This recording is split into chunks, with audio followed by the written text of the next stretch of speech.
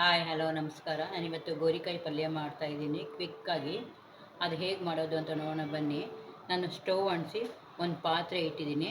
ಪಾತ್ರೆಗೆ ಒಂದು ಚೊಂಬಾಗುವಷ್ಟು ನೀರು ಹಾಕಿದ್ದೀನಿ. ಅದು ಒಂದು ಕುದಿ ಬರೋವರೆಗೂ ಹಾಗೆ ಬಿಡೋಣ. ನೀರು ಇವಾಗ ಕುದಿ ಬರ್ತಾಯಿದೆ. ನಾನು ಗೋರಿಕಾಯಿ ನೋಡಿ ಇದು ಸಿಪ್ಪೆಲ್ಲ ತೆಗೆದ್ಬಿಟ್ಟು ಈ ಥರ ಸಣ್ಣದಾಗಿ ಕಟ್ ಮಾಡ್ಕೊಂಡಿದ್ದೀನಿ. ಇದಕ್ಕೆ ಹಾಕ್ಕೊಳ್ತಾ ಇದ್ದೀನಿ. ಈ ಪಲ್ಯ ಎಷ್ಟೋ ಥರ ಮಾಡ್ಬೋದು. ಇದು ತುಂಬ ಬೇಗ ಆಗುತ್ತೆ. ಇದಕ್ಕೆ ಸ್ವಲ್ಪ ಉಪ್ಪು ಹಾಕ್ಬಿಡೋಣ. ಉಪ್ಪು ಹಾಕ್ಬಿಟ್ಟು ಒಂದು 5 ನಿಮಿಷ ಕುದಿಯೋಕ್ಕೆ ಬಿಡೋಣ. ಇದು 5 ನಿಮಿಷ ಆಗಿದೆ. ನಾನು ಸ್ಟವ್ ಆಫ್ ಮಾಡ್ತಾಯಿದ್ದೀನಿ. ಸ್ಟವ್ ಆಫ್ ಮಾಡಿಬಿಟ್ಟು ಇದು ನೀರು ಸೋಸ್ಕೊಂಡು ಬರ್ತೀನಿ. ಗೋರಿಕಾಯಿ ಒಗ್ಗರಣೆಗೆ ಹಾಕ್ಕೊಳ್ಳೋಣ. ನಾನು ಸ್ಟವ್ ಅಂಟಿಸಿ ಬಾಣಲಿ ಇಟ್ಟಿದ್ದೀನಿ. ಬಾಣಲಿಗೆ ಒಂದು 4 ಸ್ಪೂನ್ ಆಗುವಷ್ಟು ಎಣ್ಣೆ ಹಾಕ್ಕೊಳ್ತಾ ಇದ್ದೀನಿ. ಎಣ್ಣೆ ಬಿಸಿಯಾಗಿದೆ. 1 ಸ್ಪೂನ್ ಆಗುವಷ್ಟು ಕಡಲೆಬೇಳೆ ಹಾಕ್ಕೊಳ್ತಾ ಇದ್ದೀನಿ. ಅರ್ಧ ಸ್ಪೂನಷ್ಟು ಉದ್ದಿನಬೇಳೆ ಹಾಕ್ಕೊಳ್ತಾ ಇದ್ದೀನಿ. ಈಗ ಇದಕ್ಕೆ ಒಂದು 1/4 ಸ್ಪೂನ್ ಆಗುವಷ್ಟು ಸಾಸಿವೆ ಹಾಕ್ಕೊಳ್ತಾ ಇದ್ದೀನಿ. ಸಾಸಿವೆ ಸಿಡಿತಾ ಇದೆ. ಇದು ನಾನು ಒಂದು ದೊಡ್ಡ ಈರುಳ್ಳಿ ತಗೊಂಡು ಈ ಥರ ಸಣ್ಣದಾಗಿ ಕಟ್ ಮಾಡ್ಕೊಂಡಿದ್ದೀನಿ. ಅದು ಹಾಕ್ಕೊಳ್ತಾ ಇದ್ದೀನಿ. ಇದು ಒಂದು ದೊಡ್ಡ ಈರುಳ್ಳಿ ಇದು. ಮತ್ತು ಒಂದು 4 ಮೆಣಸಿನ್ಕಾಯಿ ತಗೊಂಡು ಈ ಥರ ರೌಂಡಾಗಿ ಕಟ್ ಮಾಡ್ಕೊಂಡಿದ್ದೀನಿ. ಅದು ಕೂಡ ಹಾಕ್ಕೊಳ್ತಾ ಇದ್ದೀನಿ. ಇದು ಸ್ವಲ್ಪ ಫ್ರೈ ಮಾಡ್ಕೊಳ್ಳೋಣ. ಈರುಳ್ಳಿ ಒಂಚೂರು ಪಿಂಕ್ ಕಲರ್ ಬರಲಿ. ಈರುಳ್ಳಿ ಸ್ವಲ್ಪ ಪಿಂಕ್ ಕಲರ್ ಬಂದಿದೆ. ಈಗ ನಾನು ಇದಕ್ಕೆ 1 ಕಡ್ಡಿ ಆಗುವಷ್ಟು ಕರಿಬೇವು ಸೊಪ್ಪು ಹಾಕ್ಕೊಳ್ತಾ ಇದ್ದೀನಿ.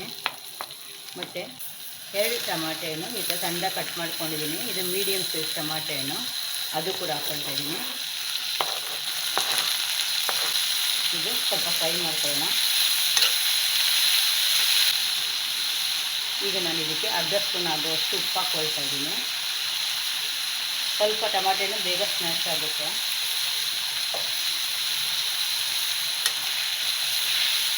ಮೀಡಿಯಮ್ ಫ್ಲೇಮಲ್ಲಿ ಇಡೋಣ. ಆಗುವಷ್ಟು ಹಿಂಗೆ ಹಾಕ್ಕೊಳ್ತಾ ಇದ್ದೀನಿ.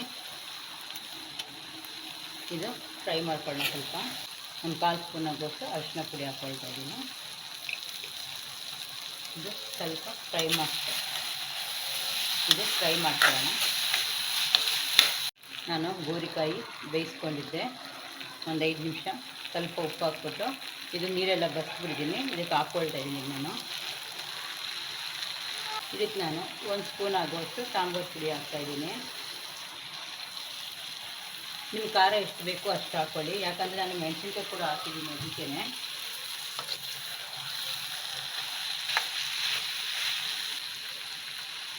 ಇದಕ್ಕೆ 1/4 ಸ್ಪೂನ್ ಆಗುವಷ್ಟು ಜೀರಿಗೆ ಪುಡಿ ಹಾಕ್ಕೊಳ್ತಾ ಇದ್ದೀನಿ. ಫ್ಲೇಮು ಲೋಲಿಡೋಣ. ಇದೆಲ್ಲ ಒಂದು ಸ್ವಲ್ಪ ಮಿಕ್ಸ್ ಮಾಡ್ಕೊಳ್ಳೋಣ. ಇದಕ್ಕೆ ಅರ್ಧ ಸ್ಪೂನ್ ಆಗುವಷ್ಟು ಬೆಲ್ಲದ ಪುಡಿ ಹಾಕ್ಕೊಳ್ತಾ ಇದ್ದೀನಿ. ಇದೆಲ್ಲ ಒಂದು ಸರ್ತಿ ಮಿಕ್ಸ್ ಮಾಡ್ಕೊಳ್ಳೋಣ. ಸ್ವಲ್ಪ ಸಿಹಿ ಇದ್ದರೆ ಚೆನ್ನಾಗಿರುತ್ತೆ. ಲೈಟಾಗಿ ಸಿಹಿ ಇರಬೇಕು.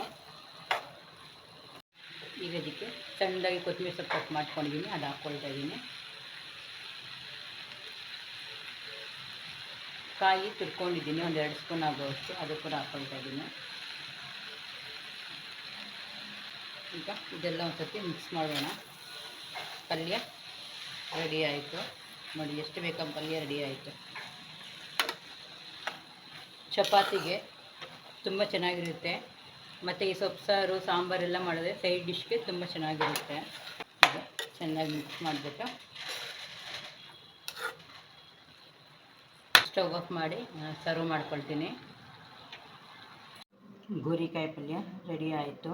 ಈ ಗೋರಿಕಾಯಿ ಪಲ್ಯ ನಿಮಗೆ ಇಷ್ಟ ಆದಲ್ಲಿ ಪ್ಲೀಸ್ ಲೈಕ್ ಆ್ಯಂಡ್ ಶೇರ್ ಮಾಡಿ. Thank you.